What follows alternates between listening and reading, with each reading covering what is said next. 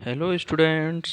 मैं कृष्णपाल सिंह, सहायक आचार्य भूगोल, उपस्थित हूँ आज एक नए वीडियो के साथ।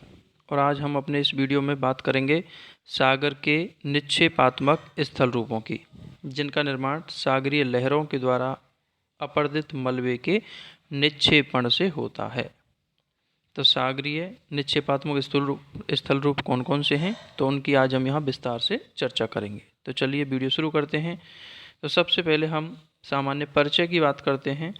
तो जब सागरीय तरंगें तट से टकराकर वापस लौटती हैं सागर की ओर, तो वो अपरदन से प्राप्त मलबे को अपने साथ बहाकर सागर में काफ़ी अंदर तक ले जाती हैं।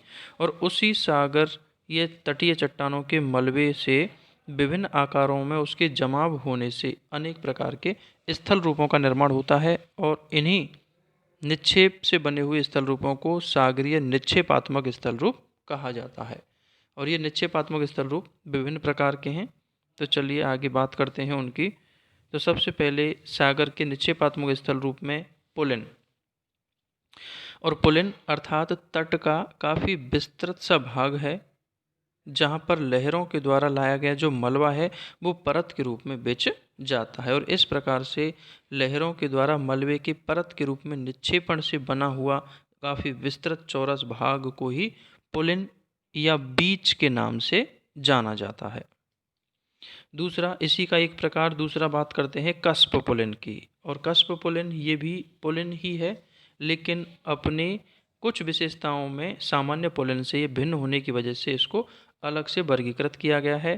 तो कस्प पुलिन सागर की ओर लंबाई में विस्तारित होते हैं, अर्थात इनका विस्तार सागर की ओर काफ़ी लंबाई में होता है। इनकी चौड़ाई कम और लंबाई सागर की ओर अधिक होती है, तथा इनका निर्माण कंकड़, पत्थर और बजरी तीनों प्रकार के पदार्थों के मिश्रित जमाव से त्रिकोण के आकार में होता है। और इस प्रकार के जो पुलिन होते हैं उनको कस्प पुलिन के नाम से जाना जाता है। अर्थात इन पुलिनों में श्रेणीकरण नहीं होता है और तीनों ही प्रकार के जो पदार्थ हैं, कंकड़, पत्थर, बजरी, वो सभी मिश्रित अवस्था में यहाँ पर पाए जाते हैं। तो इस प्रकार का जो पुलिन होता है उसे कस्प पुलिन के नाम से जाना जाता है। अब हम बात करते हैं अगला निक्षेपात्मक स्थल रूप, और वो है रोदिका व रोध। रोदिका व रोध, तो जब सागरीय तरंगों द्वारा मलबे का निक्षेपण एक पतले व लंबे कटक के रूप में किया जाता है या दीवार के रूप में किया जाता है, तो इसे रोदिका या रोध कहते हैं। लेकिन दोनों ही हैं एक ही चीज़, लेकिन कंडीशन का अलग अंतर है। रोदिका इसको उस स्थिति में कहेंगे जब यह सागरीय जल के अंदर डूबी रहती है, तो इसे रोदिका के रूप में जाना जाता है। और जब ये पतला लंबा कटक या दीवार नुमा जो संरचना है, जब मलबे के अत्यधिक जमाव से यह सागरीय तल से ऊपर दिखाई देने लग जाती है, तो ऐसी स्थिति में इसे रोध के नाम से जाना जाता है। बाकी बेसिकली ये एक ही तरीके का जमाव है और इसमें सागरीय मलबा पतले लंबे आकार में एक कटक या दीवार नुमा रूप में जमा होता है, लेकिन सागर के जल के अंदर डूबी रहने पर इसे रोदिका के नाम से जानते हैं और सागरीय जल से बाहर दिखाई देने पर इसे रोध के नाम से जाना जाता है। और यह सागरीय जल के जमाव द्वारा बनने वाली बहुत ही महत्वपूर्ण प्रकार की स्थलाकृति है। और यहाँ नीचे आप देख सकते हैं डायग्राम है, और उस डायग्राम में ये विभिन्न रोदिका और रोधों को प्रदर्शित किया गया है और सागरीय जमाव से बनने वाली अन्य स्थलाकृतियों को इसमें प्रदर्शित किया गया है। इसमें स्पिट और हुक वगैरह ये सब प्रदर्शित किए गए हैं। चलिए इनकी आगे हम बात करते हैं। अब देखिए अगला स्थल रूप है निक्षेपात्मक अपतट रोदिका। अर्थात ये हैं सब रोदिका ही, लेकिन रोदिका की बनने की जगह कौन सी है, स्थिति कौन सी है, उस आधार पर रोदिका को अलग अलग नामों से जाना जाता है। तो अब हम यहाँ बात करते हैं अपतट रोदिका। जैसा कि नाम से स्पष्ट है, ये तट से दूरी पर स्थित होगी, अर्थात इसका तट से कोई जुड़ाव नहीं होता है। ये तट से दूर तट के समानांतर बनी हुई कटक नुमा या दीवार नुमा संरचना है और इस प्रकार के निक्षेपण को अपतट रोदिका के नाम से जाना जाता है। अगली है संयोजक रोदिका। और संयोजक रोदिका नाम से भी स्पष्ट है, यह जोड़ने वाली रोदिका है। तो संयोजक रोदिका उसे कहते हैं जो तट के किन्हीं दो सिरों को या दो हिस्सों को आपस में जोड़ने का कार्य करती है, या किन्हीं दो द्वीपों को जोड़ने वाली जो रोदिका होती है उसे संयोजक रोदिका के नाम से जाना जाता है। अर्थात यदि रोदिका का जमाव ऐसी स्थिति में हो कि उससे या तो मुख्य तट के दो सिरे आपस में जुड़ जाएं या फिर किन्हीं दो द्वीपों का जुड़ाव हो जाए, तो ऐसी रोदिका को संयोजक रोदिका के नाम से जाना जाता है। वहीं अगला है टोम्बोलो, और ये भी संयोजक रोदिका ही है, लेकिन इसमें कंडीशन थोड़ी अलग है। और टोम्बोलो उस स्थिति में कहा जाता है जब रोदिका का जमाव होने से किसी द्वीप का जुड़ाव मुख्य तट से हो जाए, तो ऐसी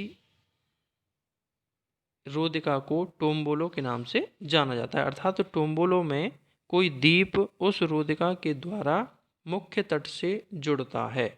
इस प्रकार की रोदिका को टोम्बोलो के नाम से जाना जाता है। अब हम बात करते हैं अगले स्थल रूप की, और अगला स्थल रूप है स्पिट या भूजिव्या।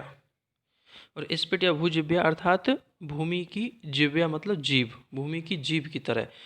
तो जब रोदिका का निर्माण तट के लंबवत हो, अर्थात रोदिका किस तरह से जमेगी, तट के लंबवत स्थिति में जमेगी, और इस रोदिका का एक सिरा तट से जुड़ा हुआ हो तथा दूसरा सिरा सागर की ओर खुला हुआ हो, तो इस प्रकार की भू आकृति को स्पिट या भूजिव्या के नाम से जानते हैं। जैसे हमारी जीभ है और जीभ का एक सिरा अंदर से जुड़ा हुआ है और अगला जो सिरा है वो खुला हुआ है, ऐसे ही जब रोदिका का निर्माण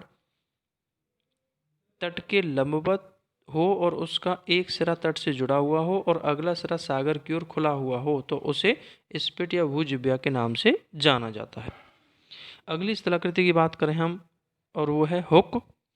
और हुक का निर्माण स्पिट के ही रूपांतरण से होता है। तो जो स्पिट है, उस स्पिट पर जब सागरीय लहरों के द्वारा लगातार आघात पड़ता रहता है, तो स्पिट का जो अग्रभाग है वो धीरे धीरे मुड़ता चला जाता है, उसमें मोड़ पड़ता चला जाता है, और वो मुड़ते हुए धीरे धीरे एक कुंदे जैसी आकृति में बदल जाता है। अर्थात स्पिट का अग्रभाग मुड़ करके कुंदे जैसी आकृति बन जाती है, और इस प्रकार की आकृति को ही हुक के नाम से जाना जाता है या सागरीय हुक के नाम से कहा जाता है। अगली बात करें हम लूप की, और लूप का निर्माण हुक की अग्रिम अवस्था है। अर्थात सागरीय लहरों के द्वारा बना हुआ जो हुक है उस पर और अधिक आघात होते रहने से, निरंतर उस पर प्रहार होते रहने से वो हुक लगातार मुड़ता चला जाता है, और जब हुक मुड़ते मुड़ते उस हुक का जो आगे का सिरा है वो मुड़ करके पुनः सागर के मुख्य तट से जुड़ जाए, तो इस प्रकार से एक छल्ले नुमा आकृति बन जाती है, और इस छल्ले नुमा आकृति को ही सागरीय लूप के नाम से जाना जाता है। अब बात करते हैं आगे अगला स्थल रूप लेगून एवं खाड़ी रोदिका की। और लेगून एवं खाड़ी रोदिका, तो जब किसी खाड़ी के मुख पर सागरीय मलबे का निक्षेपण रोदिका के रूप में हो, अर्थात खाड़ी के मुंह पर उस मलबा का जमाव पतले लंबे रूप में हो जाए और उससे खाड़ी का मुख बंद हो जाए, अर्थात खाड़ी का समुद्र से जुड़ाव समाप्त हो जाए, तो इस प्रकार की रोदिका को खाड़ी रोदिका कहा जाता है। और उस खाड़ी रोदिका के कारण खाड़ी का जो जल है वो बंद हो जाता है और समुद्र से उसका संपर्क समाप्त हो जाता है, तो वो खाड़ी एक झील में तब्दील हो जाती है, और इस प्रकार से निर्मित झील को लेगून कहा जाता है। और चूंकि लेगून में सागरीय मलबे का जमाव होने से उसकी तली उथली होती है, इसीलिए लेगून झील छिछली होती हैं, उनमें ज़्यादा गहराई नहीं होती है। तो इस प्रकार की जो स्थलाकृति या भूदृश्य है उसको लेगून, और खाड़ी के मुंह पर जमी हुई रोदिका को खाड़ी रोदिका के नाम से जाना जाता है। और अगला अंतिम निक्षेपात्मक स्थल रूप है तरंग निर्मित मैदान। और तरंग निर्मित मैदान तब बनता है जब लौटती हुई सागरीय जो लहरें हैं वो लौटती हुई सागरीय लहरें जब सागर के अंदर आती हैं तो अपने साथ लाए गए मलबे को काफ़ी विस्तृत चौरस क्षेत्र में फैला करके एक परत के रूप में जमा कर देती हैं और इस प्रकार उस मलबे के विस्तृत क्षेत्र में फैलकर बिछ जाने से एक चौरस सा मैदान बन जाता है और इस प्रकार मलबे के निक्षेपण से बने हुए इस मैदान को ही तरंग निर्मित मैदान कहा जाता है। यहाँ हमें ये ध्यान रखना होगा, इससे पहले वीडियो में हमने अपरदनात्मक स्थल रूप देखे तो उसमें तरंग घर्षित मैदान था और निक्षेपात्मक तरंग निर्मित मैदान है। अर्थात उस तरंग घर्षित मैदान का निर्माण लहरों के अपर्दन के फलस्वरूप हुआ था, जबकि ये तरंग निर्मित मैदान उस अपर्दित मलबे के परत के रूप में बिछने से निर्मित होता है। तो इस प्रकार से ये निक्षेपात्मक स्थल रूप थे। हमने इन स्थल रूपों के बारे में यहाँ सामान्य चर्चा की। उम्मीद करता हूँ आपको दी गई जानकारी समझ में आई होगी। मेरा वीडियो आपको अच्छा लगा हो तो इसे लाइक और शेयर अवश्य करें और मेरे चैनल को सब्सक्राइब भी करें। धन्यवाद।